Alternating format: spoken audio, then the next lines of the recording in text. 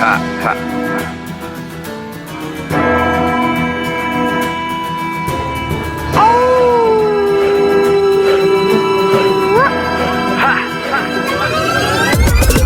and swords, feel the wars, fighting my blood down to the core. Warriors from medieval age, fear the reign of night brigades. Crusades into the room, moving through the temples and tombs. Scared and placed, prepare to face Professor Awesome and the minions of doom. Professor Awesome and the minions of doom. Professor Awesome and the minions of doom. Professor Awesome and the minions of doom. Professor Awesome and the minions of doom. Professor Awesome and the minions of doom. Hello, minions. So I'm back from Vietnam and then from the awesome lair off the Great Lakes, my secret lair up there. And a lot has happened, but one of the most important things that has happened is that I published a new fiction book, not under my actual name, but under the pseudonym of Professor Awesome, and it's called From A to Zombie. And I'll give a link down below so that you can see it if you're interested in it.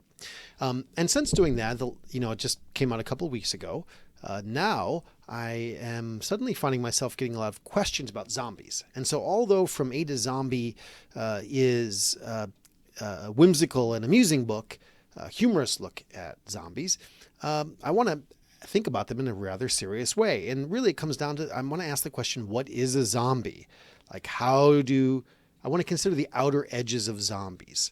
So when we think about zombies traditionally, I think we think about them as being the living dead, right?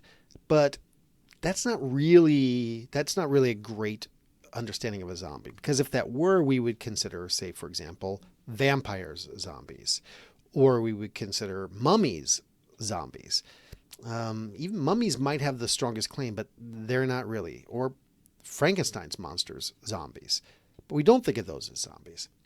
And also this gets at the problem of the way that fast zombies or viral zombies have become sort of popular lately. They're not really the living dead in many cases. So I think that's not sufficient. Others have argued, well, zombies are when people act like machines. And I think there's something to that. So when you just think about like a Romero-style zombie coming at you kind of incessantly, not really even with desire to eat you, just with drive, nothing but drive, or rage zombies, or this kind of thing. But even then, I think that's not an adequate understanding of zombies, because if that were the case, then the Terminator would be a kind of zombie, literally a robot. If you're like, well, but the Terminator is made from parts of, or is made from, not from a human being. Okay, what about replicants from the Blade Runner universe? We don't think about them as zombies. Or we don't think about Frankenstein's monster, again, would fall under that, where we don't think about him as a zombie. So although I think both of those understandings get us at some element of it, whether just think of zombies as the living dead or zombies as people acting like machines, that tells us something, but I think there's something else more to it even than those.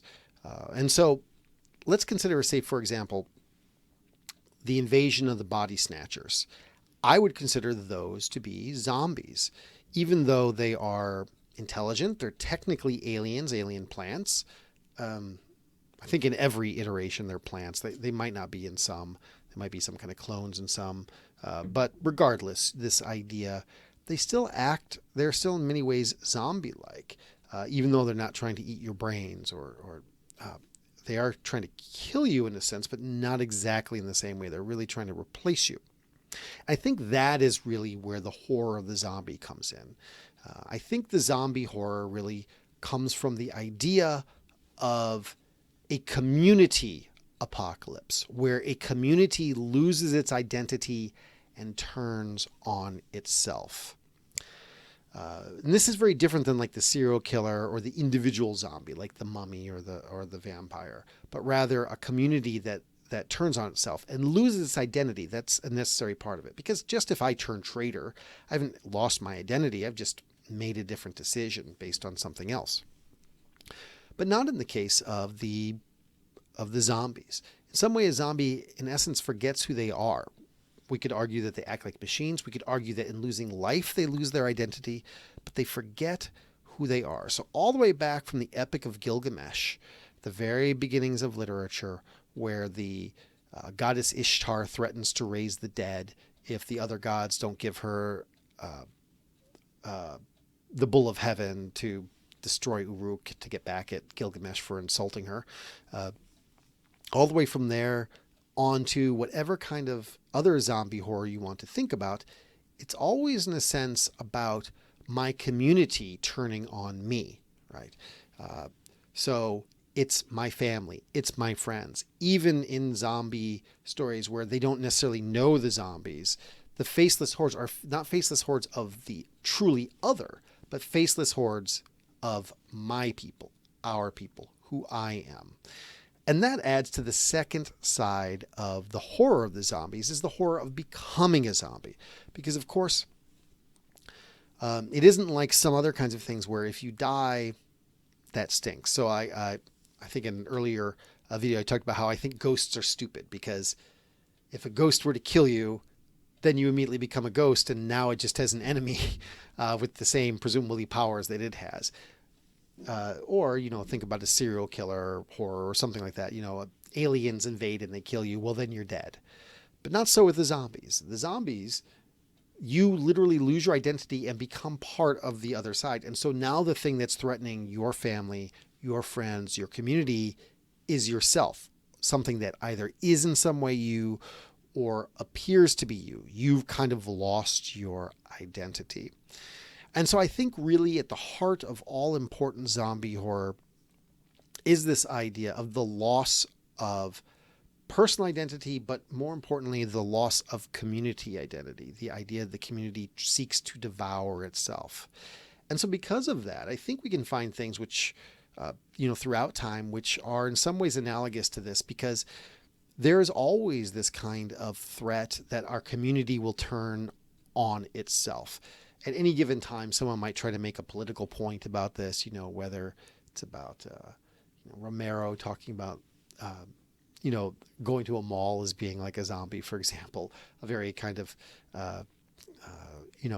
late 70s, early 80s, view of zombiness, or the idea later on in popular culture of bath salts becoming a zombie, that drugs make you lose your identity, become a zombie.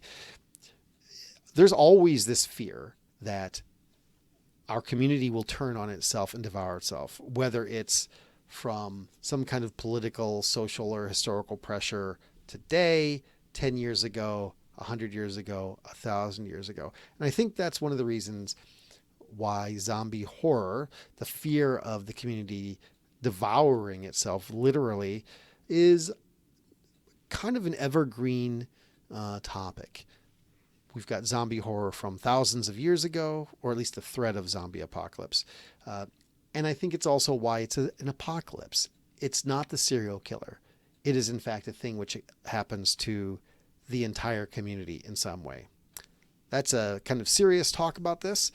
So if you have your own ideas about, especially the outer edges of zombie, like what are things which are not technically called zombies, like invasion of the body snatchers, aliens, that you would think you have an argument that that is truly zombies and tells us something about the definition of zombies, or things which are sometimes called zombies, which you think actually don't fit the definition of zombies. Are there places that you think that my understanding, that my sense that a zombie horror has to be a community horror, that's wrong, or there are some things you want to throw into that? Put them in the comments below. And also, if you're interested, buy my book, From A to Zombie. It's available in electronic form from fine booksellers, all around. Kindle, Barnes & Noble, iBook, so forth and so on. So I look forward to hearing from you.